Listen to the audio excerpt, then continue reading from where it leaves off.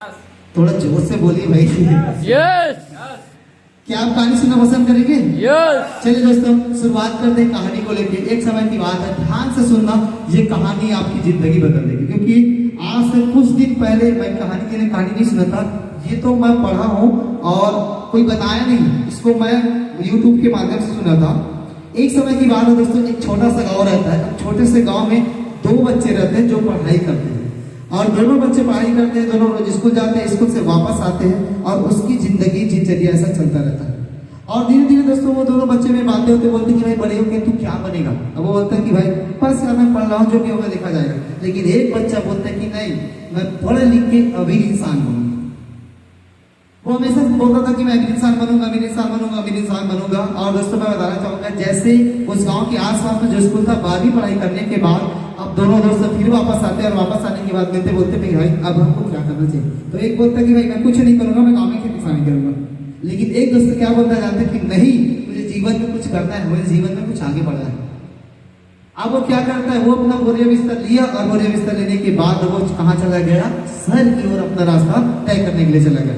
और शहर की ओर जाने के बाद दोस्तों वो लगातार मेहनत करता रहा।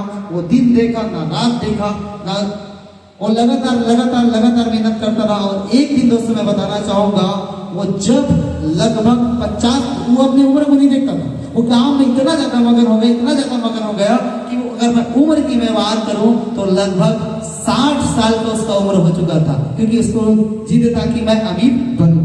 60 साल कंप्लीट हुआ, उसके बाद वो बाकी में जो चाहता था वो कंप्लीट कर चुका था, करोड़ों अरबों की संपत्ति बना चुका था। उसके बाद वो क्या करता है, एक बड़ा सा घर लेता है, बड़ा सा घर खरीदता है। और बड़ा सा घर खरीदने के बाद उसके घर में क्या होगा, अब मुझे कार लेना चाहिए। वो कार लेता है, उसके बाद हर अपने शौक को पूरा करता है।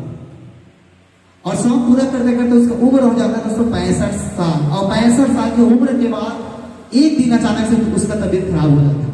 और जैसे तबीयत खराब होता है दोस्तों, वो डॉक्टर के पास जाते हैं। और डॉक्टर के पास जाने के बाद बोलते हैं कि डॉक्टर साहब मेरी तबीयत खराब है, आप इलाज कर दीजिए। डॉक्टर देखते हैं, देखने के बाद या उसको दवाई देते, सुई लगाते हैं और दवाई दे देते हैं।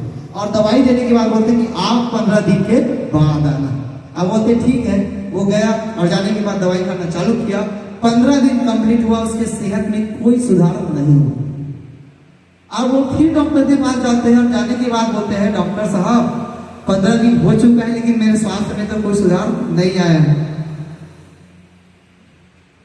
मेरे स्वास्थ्य में कोई प्रकार का सुधार नहीं आया। तब वो क्या बोलते जानते हो कि आप ऐसा करिए, आप 1 महीने का दवाई और खाइए, ये दवाई आपके ऊपर काम नहीं कर रहा है, आप दूसरा दवाई खाइए। तब क्या करते हैं डॉक्टर साहब, फिर उसको दवाई देते हैं। फिर दवाई देने के बाद दोस्तों फाइनली वो 1 महीना फिर खाते हैं। और फिर खाने के बाद क्या होता है, फाइनली उसको साहब उसके सेहत में कोई प्रकार का सुधार नहीं होता। अब वो डॉक्टर के पास जाते हैं, डॉक्टर के पास जाने के बाद डॉक्टर साहब ये क्या मजाक कर रहे हो, ये 15 दिन का दवाई खिला दी कुछ नहीं हुआ, 1 महीने का दवाई खिला दी कुछ नहीं हुआ, आप कर क्या रहे मुझे समझ में नहीं आता।